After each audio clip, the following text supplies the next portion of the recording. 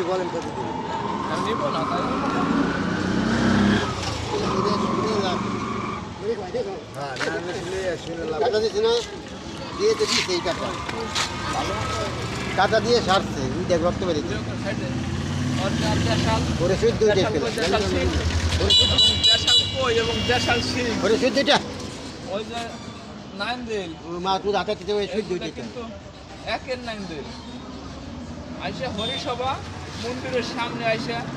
যার কেনার দরকার হবে সে মন্দিরের সামনে আইসা কিনে নিয়ে যা